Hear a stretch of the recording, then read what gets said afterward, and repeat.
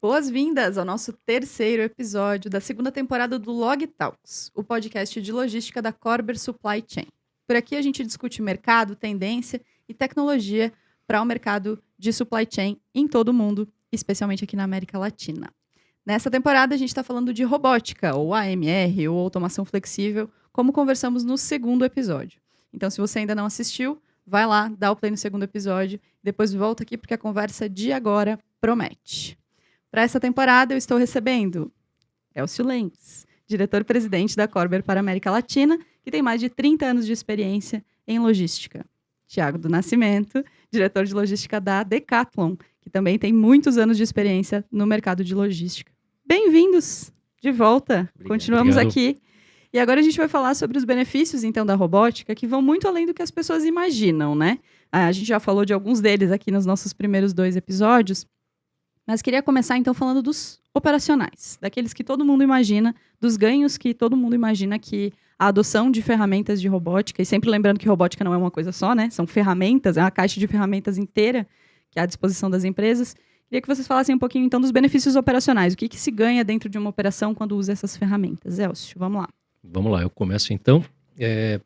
Eu acho que tem alguns ganhos que são os mais óbvios, digamos assim, que é conseguir entregar o que o cliente quer, ou seja, realmente atender ao volume, à intensidade e à velocidade, especialmente, né, de processar as ordens dos clientes ou as ordens de reposição de loja e entregar isso dentro do tempo, né?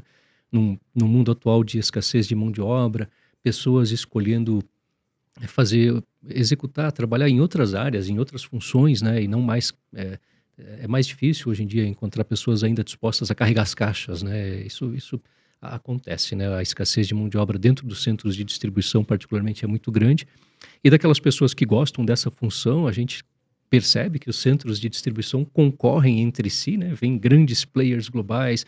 Aconteceu o caso da Amazon nos Estados Unidos, que foi levantando o pagamento lá do salário horário, né? Dos operadores de CD. E daqui a pouco o Walmart, etc., todo mundo ao redor teve que acompanhar esse movimento. Vai ficando caro, né? A operação vai ficando cara e vai ficando mais fácil justificar o investimento em automação, né? Essas coisas, elas são naturalmente, né, que elas são opostas, né? Então, o efeito operacional eu entendo que é um efeito interessante. Eu acho, assim, que a tecnologia da robótica, ela traz para a empresa uma pegada de inovação. Como muito bem colocado no primeiro episódio pelo Tiago, né, os 3 pilares, pessoas, processo, tecnologia, que tem que andar juntos e às vezes estimular, né, um pilar, o investimento em um dos pilares estimula o desenvolvimento de outros, né? Então, às vezes a gente investe nas pessoas, elas trazem ideias de tecnologia, a gente investe no processo, aparecem gaps e a gente tem insights sobre o que fazer com pessoas e com tecnologia. E você investe em tecnologia, às vezes isso pressiona as pessoas e os processos a evoluírem. Então, esse também é um benefício que a gente percebe que acontece. São alguns que eu vejo assim que a robótica traz. Legal. Complementando, eu acho que, como bem colocado, a parte do cliente é o nosso grande desafio. Então, acho que o maior benefício é a gente ganhar uma operação mais estável, né? Então, a gente consegue ter mais assertividade do que vai acontecer até o fim do dia, né? Então, quando a gente tem processos manuais, a instabilidade operacional, ela pode acontecer tudo bem. Robôs param também, dá pau, dá problema de TI, dá problema de integração, mas eu acho que à medida do tempo isso vai se corrigindo e a tecnologia vai se mostrando cada vez mais estável. Esse para mim é um grande ganho. Depois, agora a gente está vivendo uma era de dados, né? Então, eu acho que quanto mais você também tem essa tecnologia atrelada a todos os pontos da sua operação, você consegue enxergar de qualquer ponto o que está acontecendo. Então, eu posso estar trabalhando em outro lugar e sabendo como está a minha operação online através do meu celular. Então, eu consigo acompanhar toda a operação, consigo saber exatamente o que vai acontecer, consigo prever problemas, consigo prever e antecipar esses problemas, então acho que é um grande benefício operacional. Então, assim, como a gente comentou nos outros episódios, cada empresa vai entender um pouco o seu motivador, a sua maturidade, né? Mas um outro benefício é em termos de capacidade também. De oscilação de demanda, né? Oscilação de demanda. Então, quando a gente pega um negócio, um e-commerce que 5 vezes mais, 6 vezes mais numa Black Friday, como que você consegue atender isso? Você vai ter que colocar 2.000 pessoas para conseguir atender em um mês a sua operação. Então, é um ponto a se pensar. Então, às vezes, você precisa de chão também, precisa de espaço. E aí, às vezes, espaço, principalmente nos grandes centros, é cada vez mais escasso. Então, você consegue enxugar bastante a sua operação. Você consegue colocar mais estoque, como eu falei, dentro de um espaço menor. Você consegue condensar a sua operação. Você depende menos de instabilidades do dia a dia do negócio. Então, acho que são esses os principais, quando a gente fala operacionalmente falando, sem ir direto para produtividade, né? Que talvez é o primeiro ponto que a gente fala, não, vai aumentar minha eficiência, vai aumentar minha produtividade, vou reduzir pessoas, vou reduzir custos. Não, isso é também, mas não acho que esse é o principal motivador. O principal é você ter uma operação estável, você vai garantir o que vai acontecer no fim do dia, você ter os dados e poder ali apertar os botões que fazem com que a sua operação alavanque. E, sem dúvida, a questão de espaço, né? Que é um ponto que a gente hoje vive nos grandes centros, que é super escasso e que a tecnologia vem também para ajudar nisso. Vocês trouxeram os pontos de pessoas, processos e tecnologia. Então, falamos um pouco da tecnologia. Eu queria conversar um pouco sobre processos. Assim, quais ganhos vocês entendem que a adoção dessas ferramentas pode trazer nos processos? Esses mesmos, celeridade, assertividade e dado, ou tem mais benefícios de processo? Porque eu vejo que tem muitos processos que muitas vezes a gente não imagina que se tornam mais fáceis através da adoção de robótica, né? Então, eu queria que vocês falassem dos processos. Como, quando a gente está falando de uma estrutura já desenhada, de uma estrutura de processos que já esteja funcionando, que já esteja redonda, o que a robótica pode fazer ele ficar ainda melhor? Bom, pensando na junção de tecnologia com pessoas, para mim permite que você, como eu falei, quando a gente prevê, quando a gente sabe quais são os movimentos, o que o robô faz a parte ruim da coisa, né? A parte que já não é mais o que eu quero fazer da vida, já não é mais o que eu quero movimentar, permite com que as pessoas atuem naquilo que de fato vai agregar valor. Então, acho que a agregação de valor nesse processo faz com que as pessoas se tornem mais importantes ainda pro negócio, né? Elas vão precisar se capacitar ainda mais, vão precisar acompanhar um pouco essa tendência, porque, bom, elas que vão operar e vão garantir que o dia a dia funcione, mas também permite que a nossa operação seja cada vez mais acessível também, né? A gente possa receber outros trabalhadores com, por exemplo, PCD, a gente consegue receber na operação, a gente consegue ter colaboradores que têm algum tipo de limitação de movimento ali, que conseguem atuar. Então, eu acho que torna também uma operação mais acessível, consegue ser mais democrático, pensando na logística, e não aquela coisa de só carregar peso, carregar caixa, dia a dia, aquela repetibilidade, deixa que o robô faz isso e vamos colocar a galera para pensar e agregar valor ao negócio, né? Perfeito. Eu concordo plenamente. Eu vejo assim que existe também diferentes tipos de tecnologia de AMR, de robótica, que dependem, né, a implantação delas, a escolha entre as tecnologias distintas. Eu acho que depende um pouco da necessidade e também do nível de maturidade, né, que a operação se encontra, né? Então a gente pode falar de um robô andando com as pessoas dentro dos corredores, por exemplo, limitando as pessoas a um espaço, ou permitindo que as pessoas fiquem limitadas, né, na sua operação a um espaço, a um segmento de um corredor, sem precisar ficar andando por todos os corredores, né? O robô vai até a pessoa faz o picking só nessa área pré-determinada, o robô vai para a próxima pessoa. Então a pessoa anda menos e faz uma tarefa mais nobre, né? E é menos disruptivo, digamos, é uma tecnologia simples de implantar e não requer tanta maturidade, talvez organizacional. Aí você pode ir por um outro extremo quando a gente fala de goods to person, onde se cria um ambiente em que todo o picking muda efetivamente de processo, muda a cara, né, da execução do picking. Um investimento um pouco maior, é uma mudança, né, um change management necessário maior, um resultado maior para um outro nível, para uma outra realidade, né? Então, concordo plenamente, eu acho que é bem isso, assim, né? Como a gente vem insistindo desde o começo nesse ponto, ele sempre aparece, eu acho que faz sentido que cada realidade vai ter uma resposta, né? Uhum. Mas o aprendizado eu acho que é muito rápido também das pessoas, viu? Bom, as experiências que eu tive olhando um pouco essa transformação, né? Onde a gente saiu, por exemplo, na Europa, saiu de um processo manual, mais tradicional na parte de esteira e foi para essa parte mais de robótica, a aceitabilidade das pessoas foi muito mais rápida, assim, foi uma transformação. Bom, a gente está vivendo essa era, né, de transformação tecnológica, então essa nova geração que está chegando é menos difícil de convencer quando a gente está falando de robótica, quando a gente está falando de inovação, quando a gente está falando de dados, é muito fácil implantar essa cultura. Eu, pelo menos, tive uma experiência dessa transformação de dados na Decathlon agora, onde o meu time ele tem uma aceitabilidade sobre as coisas impressionante, que eu nunca tinha visto em outras experiências, assim. Quando a gente fala assim, vamos transformar, galera, vamos transformar. Tipo, é um sangue, assim, uma energia. E eu não senti essa necessidade, esse medo, sabe? De, eu vou perder meu emprego porque vai entrar robô. Não, pelo contrário. A galera foi se adaptando e entendendo diferentes posições ali. Então, hoje a gente tem áreas que não existiam antes.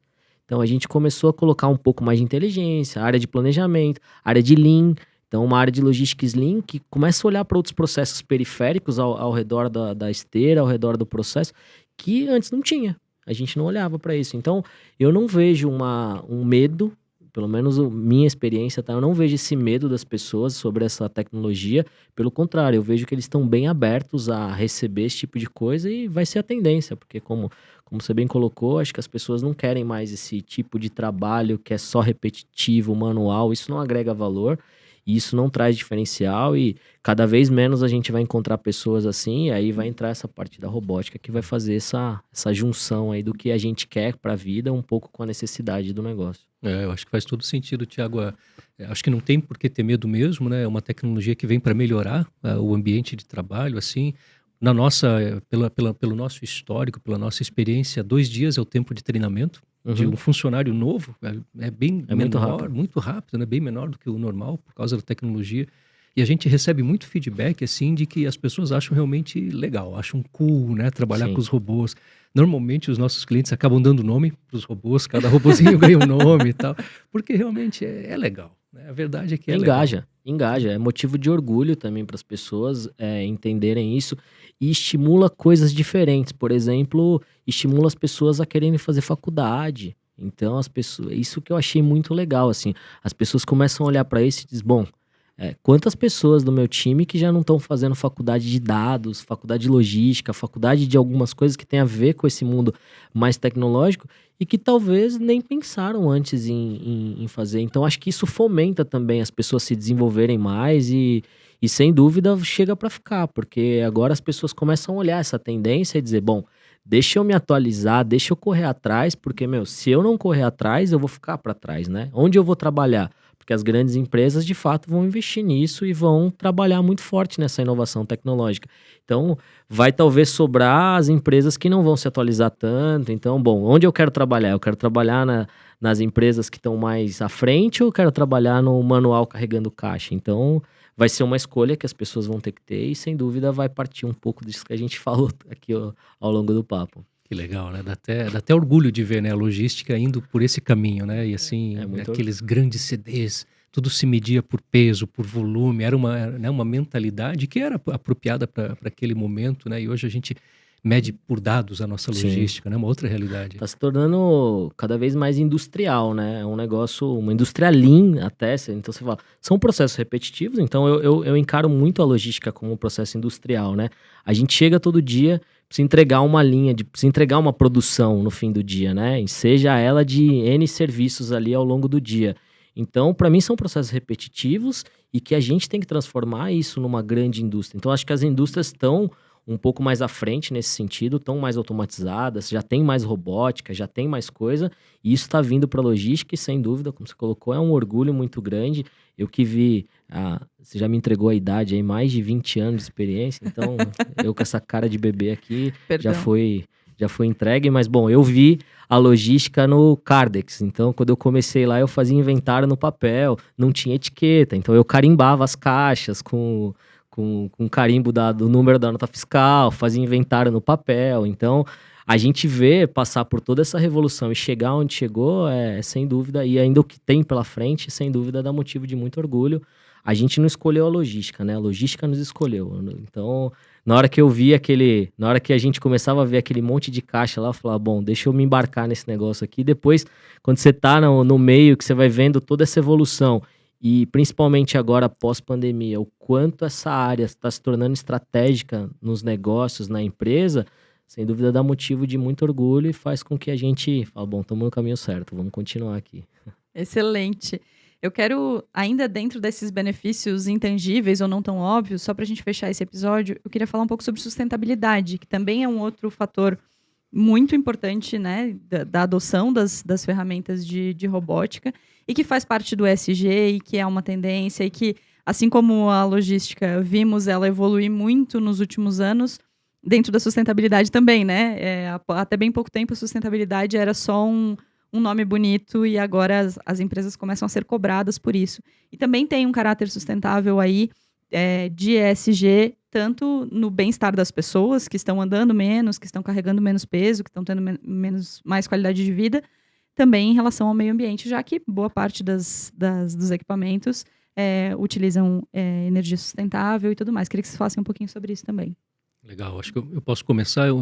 Um dos benefícios que nós percebemos no aspecto ESG, que talvez a pandemia também acabou por se tornar muito relevante de uma forma muito rápida, é o distanciamento social que o uso dos AMRs promove, né?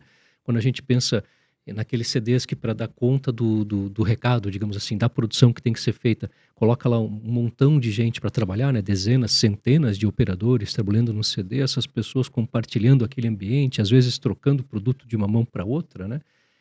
Isso a pandemia nos mostrou que talvez não é o cenário mais seguro do seu ponto de vista de saúde do colaborador, né?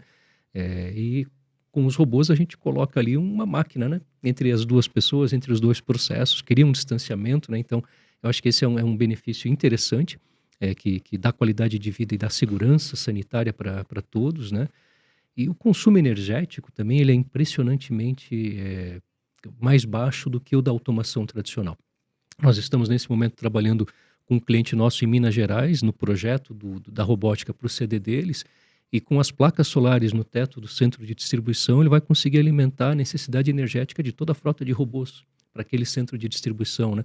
Isso na automação tradicional você não vê, normalmente você tem até que ter um transformador maior, tem que ter uma realidade diferente, via de regra, né? Então eles são muito eficientes do ponto de vista energético. Legal. Bom, para a Decathlon não é diferente, o ESG não é algo que fica só ali no quadro. A gente leva muito a sério o ESG na Decathlon. Isso tem um tema que a gente consegue ver ESG em tudo, assim. Então tem oportunidade para mim em todos os pontos. A gente tem feito trabalhos até de eliminar a etiqueta, trabalho de tirar o filme trash para substituir por bags retornáveis.